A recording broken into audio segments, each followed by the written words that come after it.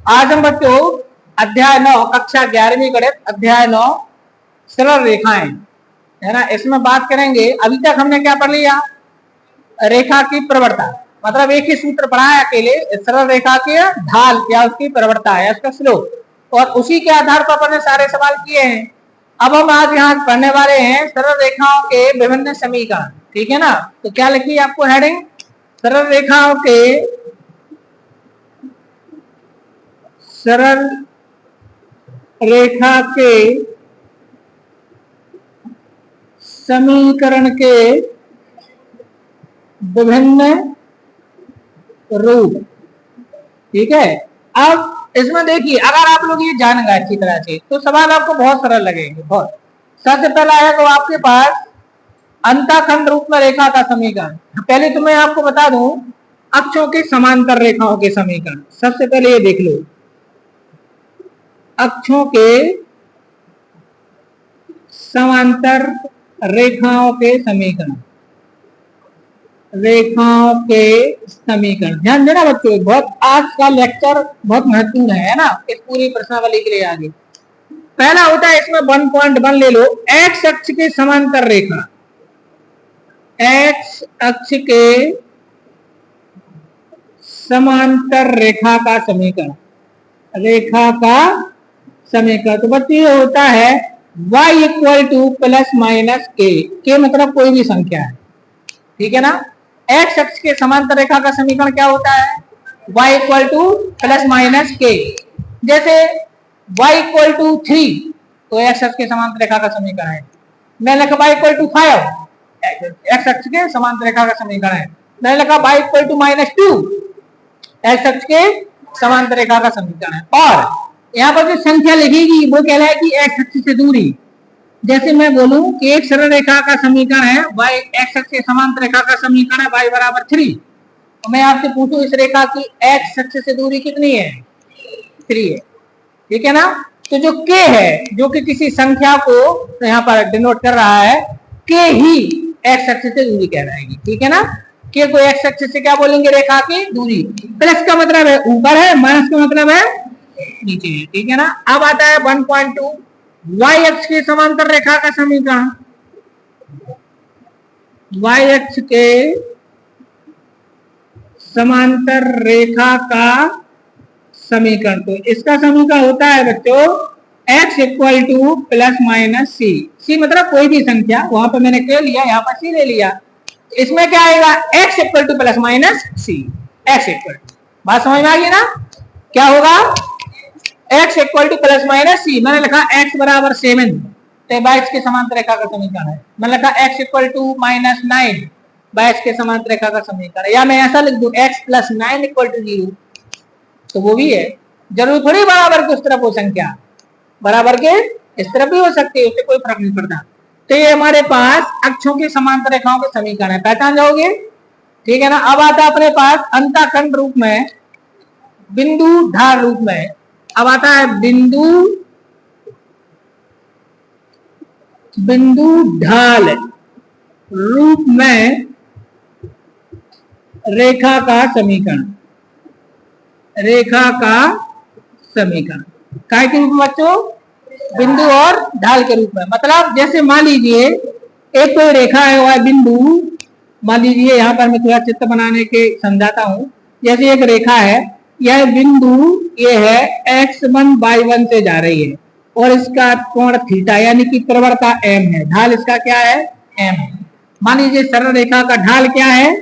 m इसका ढाल है। m क्या है इसका? और किस पॉइंट से होकर जा रही है? x1 y1। तो एक बिंदु दिया है आपको और ढाल दिया है, पॉइंट दिया है और स्लोप दिया है, दो चीजें दी है। m की वैल्यू दी है और एक पॉइंट दिया है। तो इस रेखा का समीकरण होता है y minus y1 equal to m x minus x1, ये होता है। ठीक है ना, आपको x1 y1 की वैल्यू दी जाएगी और आपको m की वैल्यू दी जाएगी। तो सरल रेखा का समीकरण का कौन सा सूत्र लगाना है? y minus y1 equal to m into x minus x1। बस वैल्यू पुट कर देना, आंसर आ जाएगा। ठीक है ना, m क्या है उसका? ढाल। अब m की जगह पे कोण दिया हो तो ढाल निकाल देना। जैसे उसने क्या दिया आपको? कोण दिया, कितनी अंश का कोण बनाता है वो पॉइंट दे दिया, तो ढाल निकाल दोगे ना।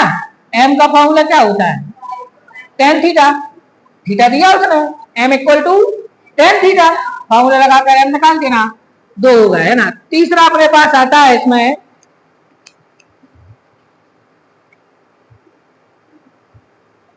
तीसरे नंबर पर आपको सूत्र दिया हुआ है ढाल अंताखंड। क्या दिया है, ढाल, 2 बिंदु का दिया पहले है ना, 2 बिंदु, अभी एक था, आप कितने,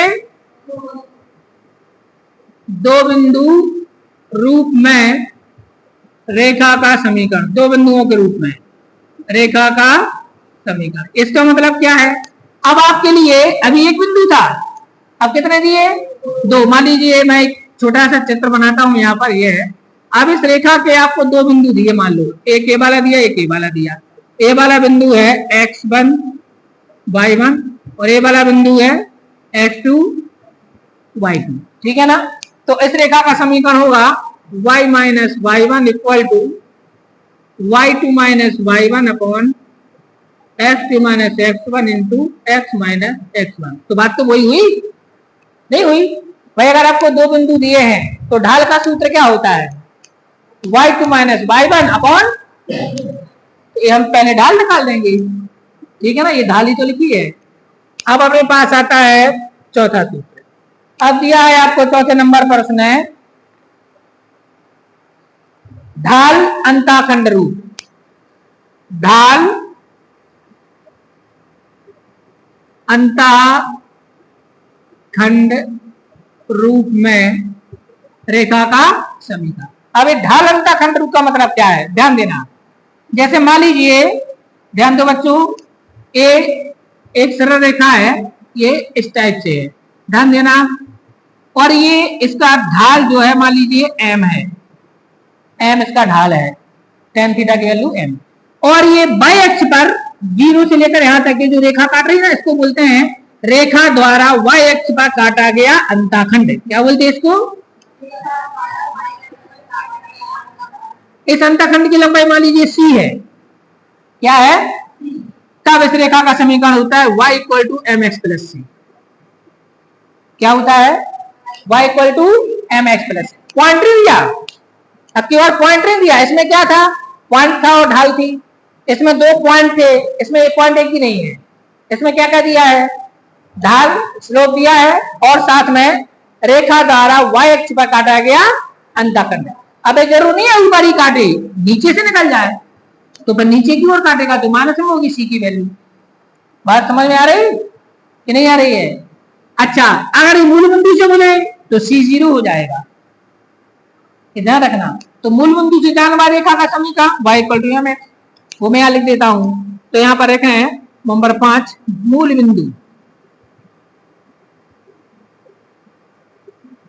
मूल बिंदु से जाने वाली रेखा का समीकरण, रेखा का समीकरण तो ये होता है बच्चों y equal to M X only, बस। क्या होता है, क्यों y equal to M X क्यों हो गया, क्योंकि मूल बिंदु से जा रहा है ना, तो c क्या हो जाएगा, c की वैल्यू 0। इसका मतलब हुआ जिस समीकरण में अचर नहीं है तो समझ रहे हैं वो मूल बिंदु से जा रहे हैं। जिस समीकरण में क्या नहीं हो, अचर नहीं हो, जैसे मैंने समीकरण लिखा 2x धन 3y बराबर 0, तो समझ लो मूल बिंदु से जा रही है। समझ आ गई ना बात। जिस समीकरण में अचर राशि का मान नहीं हो तो उसको अपन बोलते हैं क्या, ठीक है ना। अब देखिए अंतखंड तो हो गया सी वाला। अब अगर रेखा एक्स अक्ष पर अंतखंड काटे तो उसका भी समीकरण दिया हुआ है y equal to M into X minus D, लिखा है ना।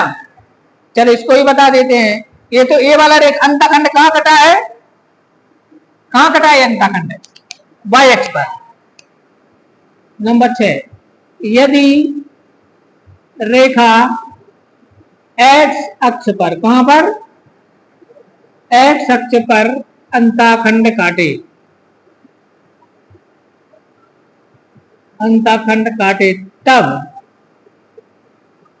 इसका समीकरण। अब x अक्ष पर अंतखंड काट रही है, मैं चित्र बना के बताता हूं। देखो जैसे मान लीजिए एक रेखा है और वो इस टाइप से है, बस समझ आ रही ना।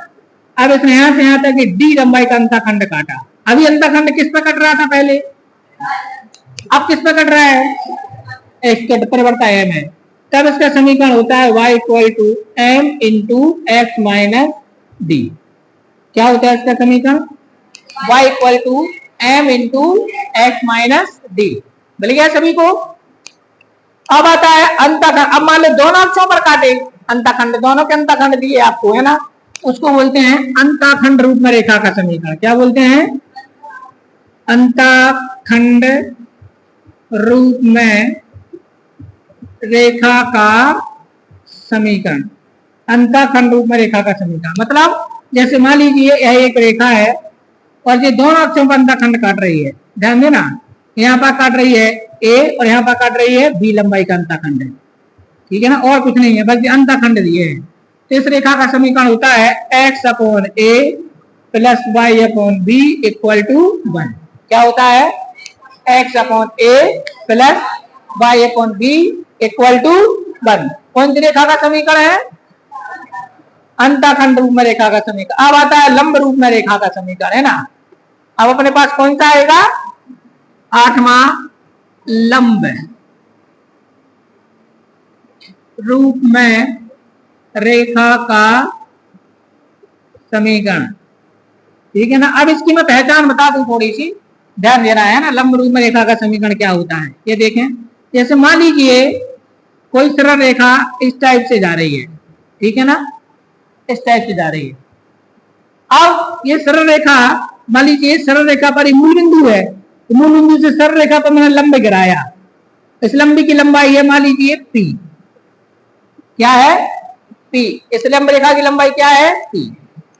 समझ आ गई ना बात। और यह लंब जो है मूल बिंदु के एक्स अक्ष के साथ थीटा कोण बनाता है। ओमेगा दिया इसने, आपके में ओमेगा यूज किया कि थीटा यूज किया है, नहीं ये वाला, तो बताएं क्या रहे, बताएं। स्टार्ट कर दिया तो बता दीजिए, ठीक है ना। तो ये मान लीजिए ये जो लंब है, लंबी की लंबाई है पी और एक्स अक्ष के साथ मान लो थीटा कोण बनाता है, मान लो थीटा कोण बनाता है। लेकिन कौन बना रहा है थीटा कोण एक्स अक्ष के साथ, मूल बिंदु से रेखा पर खींचा गया लंब, रेखा नहीं बना रही है। इसका समीकरण होता है एक्स cos थीटा, या इस कोण को हम अल्फा नाम दे देते हैं। क्या नाम दे देते हैं, क्या जगह X cos alpha plus Y sin alpha equal to P. ये होता है, इसको बोलते हैं लंब रूप में रेखा का समीकरण। क्या बोलते हैं इसको। तो हमें इतने समीकरण के सवाल पढ़ रहे हैं, समझ आएगी ना बात। और ये बहुत ही अपने आप में इंपॉर्टेंट है। अच्छा, जिस अध्याय में सूत्र ज्यादा हो वो अध्याय सरल हो जाते हैं, अध्याय सरल कहलाया क्योंकि सूत्र है तुम्हारे पास, तो प्रयोग करते जाना है, ठीक है ना। तो समझ लीजिए फिर से, सरल रेखा के समीकरण के विभिन्न रूप। सबसे पहला, अक्षों के समांतर रेखाओं के समीकरण होते हैं एक्स अक्ष के समांतर रेखा का समीकरण वाई बराबर के, और वाई अक्ष के समांतर रेखा का समीकरण एक्स बराबर सी। अगला आता है बिंदु रूप और ढाल के रूप में, माने बिंदु दिया है और ढाल दिया है, तब रेखा का समीकरण होता है y minus Y one equal to M into X minus X one, ठीक है ना। अब आता है दो बिंदु दिए हैं, तब सरल रेखा का समीकरण होता है y minus Y one equal to Y two minus Y one upon X two minus X one into X minus X one. ढाल और अंतःखंड के रूप में आपको एक अंतःखंड दिया है y अक्ष पर और ढाल दिया है, तो होता है y equal to M X plus C. यहाँ पर सी कौन सा अंतःखंड है, y अक्ष पर काटा गया अंतःखंड, ठीक है ना, और m ढाल है। मूल बिंदु से जाने वाली रेखा का समीकरण y equal to M X, बस ओनली है ना। इसके बाद आता है यदि रेखा x अक्ष पर अंतःखंड काटे तब इसका समीकरण तय होगा y equal to M X minus D, ये चित्र बना हुआ है, ठीक है ना। अगला आता है अंतःखंड रूप में रेखा का समीकरण को x upon A plus Y upon B equal to 1। At last है लंब रूप में रेखा का समीकरण होता है x cos alpha plus y sin alpha equal to p, जहां p है मूल बिंदु से सरल रेखा पर खींचे गए लंब की लंबाई और अल्फा है इस लंब द्वारा x अक्ष के साथ बनाया गया कोण, ठीक है ना। इतनी चीजें हैं। अब ये आप इनको एक बार फिर से अच्छी तरह से रीड कर लो। देखें बच्चों, अब आपके पास है उदाहरण नंबर 4, इतना सिंपल है। इसमें लिखा है अक्षों के समांतर और ऋण 2 3 से जाने वाली सरल रेखाओं का समीकरण ज्ञात कीजिए। तो कितना सिंपल सवाल है, एक बार इसको चित्र से समझते हैं क्या कहना है। ये मैंने क्या किया, इसको अच्छी तरह समझाने के लिए चित्र बना लेते हैं। ये मैंने एक चित्र बनाया,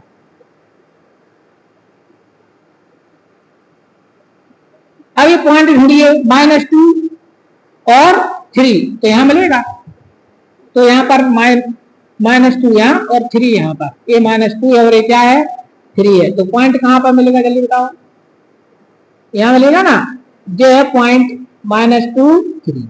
अब हमसे कह रहा है कि इस पॉइंट से जाने वाली रेखाएं ज्ञात करो जो काय के समांतर हो, अक्षों के समांतर। तो देखो पहली रेखा एक्स अक्ष के समांतर, लो जे हो गई,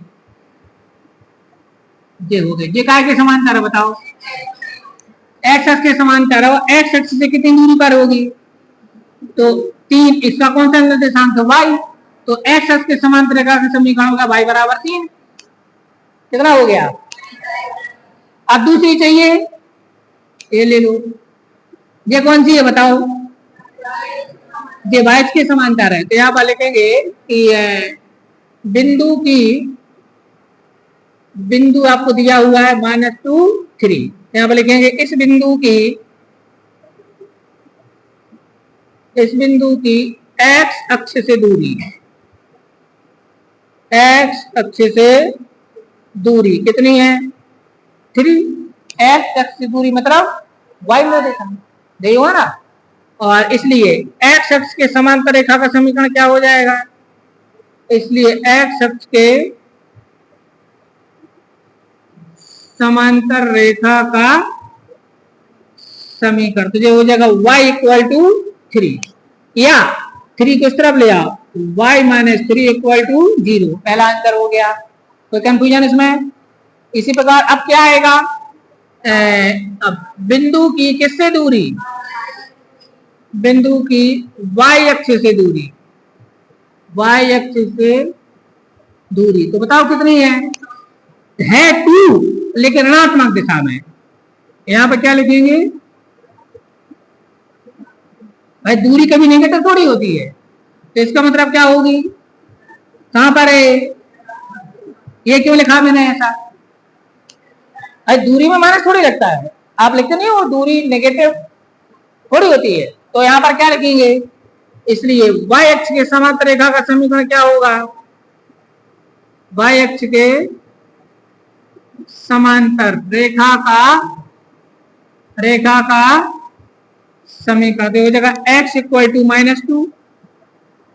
-2 या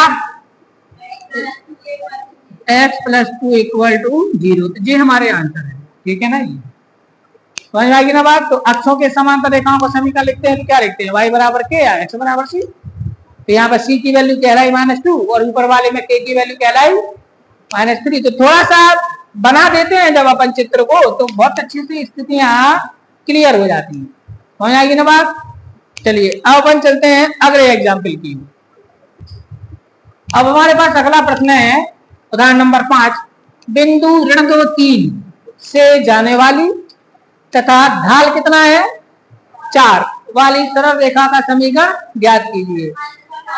-4 है तो -4 कर देते हैं, ठीक है ना, ये होगी।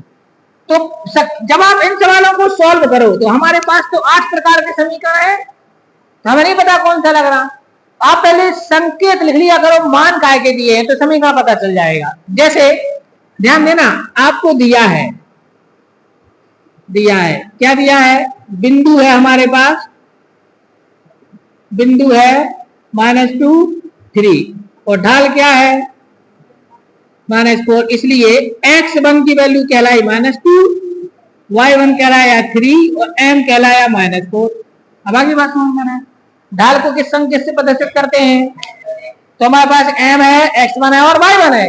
अब आप ऐसा समीकरण बताओ जिसमें ये 3 थे, y - y1 = m × x - भाई आपको समीकरण याद हो पा रहे हो, मतलब नाम से याद हो पा रहे हो, नहीं हो पा रहे हो, लेकिन आप अगर ये लिख लोगे कि आपको संकेत में काय के मान दिए हैं तो आप अपने आप समझ जाओगे कि ये वाला समीकरण लगेगा, है ना। अब इसमें देखो y - y1 = y2 - y1 × x - ये तो लगेगा नहीं, क्योंकि y2 और x2 तो है नहीं हमारे पास, mx + c नहीं लगेगा क्योंकि c नहीं है, तो जो लगना है अपने आप ही पता चल जाएगा, ठीक। तो अब यहाँ पर सूत्र लिखिए, तो सूत्र क्या है हमारे पास, y minus y1 equal to m x minus, अब इसमें मान लिख दो तो सूत्र में मान रखने पर, सूत्र में मान रखने पर तो क्या आ जाएगा, y माइनस y1 की वैल्यू 3m की value minus 4x minus x1 से प्लस कर दें, क्यों, एक माइनस है। अब ये y minus 3 equal to minus 4 का गुणा करो माइनस 4x और माइनस 8, अब इनको यहाँ ले आओ तो 4x यहाँ आएगा तो प्लस का हो जाएगा, और ये y प्लस का पहले से ही है और माइनस 3 और ये प्लस का क्या हो जाएगा, तो समीकरण बन गया 4x plus y plus 5 equal to 0, ये हमारा आंसर हो गया। इसी प्रकार के समीकरण तो हम 10वीं क्लास में पढ़ते थे, ठीक है ना। तो एक बिंदु और ढाल वाला सूत्र यहाँ पर प्रयोग हुआ है, समझ आ गया सभी को। कौन सा उदाहरण था ये, 5वां, ठीक है ना। अब अगले वाले उदाहरण में देखो 6 में दो बिंदु दिए हैं, कौन से का जानवा रेखा का क्या पूछा है समीकरण, जैसा यहीं पर हम उदाहरण नंबर 6 कर रहे हैं। उदाहरण 6 में आपको पता बिंदु कौन कौन से दिए हैं, 1, -1 तथा दूसरा 3, 5 से जाने वाली रेखा का समीकरण ज्ञात करो, ठीक है ना। ये कौन सा उदाहरण हो गया हमारा 6 नंबर, ठीक है ना। अब इसमें कितने बिंदु दिए आपको, तो हमें पता है कौन सा लगेगा, तो अपने लिखेंगे यहाँ जो चीज दी है वो लिख लो, x1 कहलाया 1, y1 कहलाया -1, x2 कहलाया 3, y2 कहलाया 5। अब सीधा सूत्र लिखो, तो सूत्र हमारे पास y minus y1 equal to y2 minus y1 upon x minus x2 minus x1 bracket में x माइनस, ये वाला लगेगा, और कोई लगेगा भी नहीं, और कोई ऐसा सूत्र नहीं है जिसमें दोनों बिंदु आ रहे हो। अब इसमें मान लिख दीजिए, तो y माइनस y1 की वैल्यू है -1 equal to y2 minus y1 5 minus -1 upon x2 minus x1 3 minus 1 in bracket x minus x1। अब ये y प्लस 1 इक्वल टू 5 और 1 6/2 x माइनस 1, अब 2 3 6, तो y plus 1 equal to 3x minus 3। अब इनको वहां ले जाओ तो यहाँ पे क्या बचेगा 0, यहाँ पे आएगा 3x minus 3 minus y minus 1, या अब इसको सिमेट्रिकली लिख दो, क्या जगह 3x minus y minus 4 equal to 0, ये आंसर आ गया।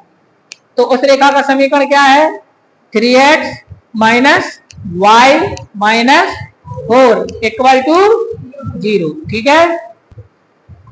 अब उदाहरण नंबर 7 में हमारे पास है, उन रेखाओं के समीकरण लिखिए जिनके लिए tan थीटा कितना है 1/2 है, तथा अब नंबर 1 है y अंताखंड 3/2 है, और नंबर 2 है x अंताखंड कितना है 4 है। यानी कि हमें कितने समीकरण ज्ञात करना है 2।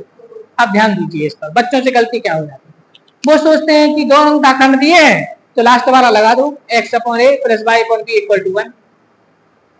तो कोई बताएगा वो वाला क्यों नहीं लगेगा, उसमें m का काम नहीं है, यहाँ पर m दिया है, तो यानी कि एक में 2 सवाल है, तो 2 अलग अलग रेखाएं आएंगी हमारे पास, आएंगे नहीं आएंगी। तो अपन यहाँ पर लिखेंगे, इसको सॉल्व करेंगे जब इसको, तो अपन को दिया है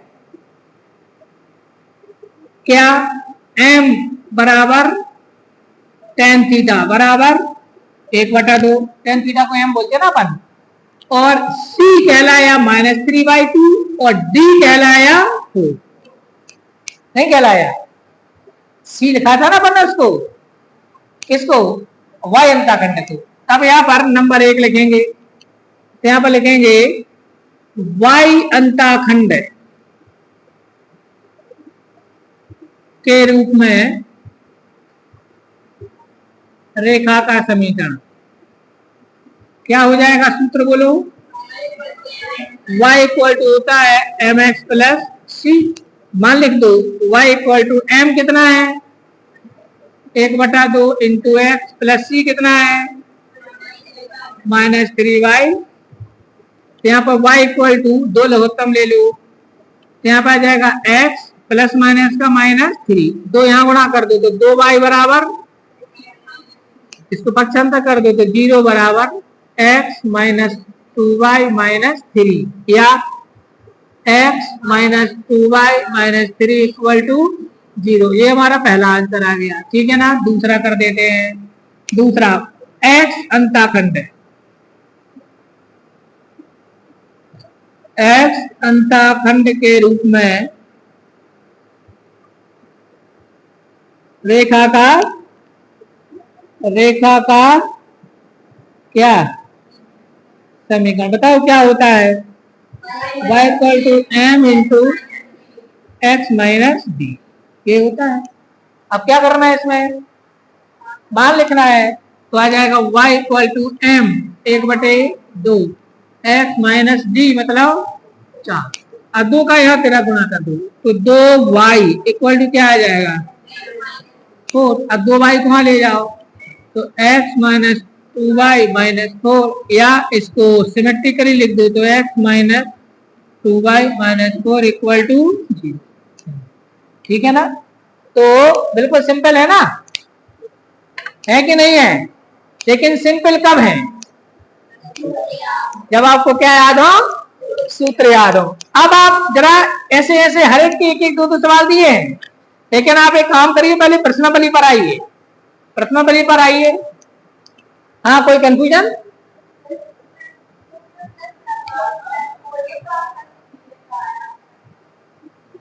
तो इसको इस तरफ लिखा होगा ना,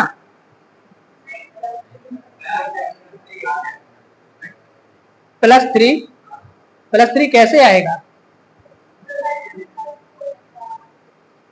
ऐसा कैसे होगा?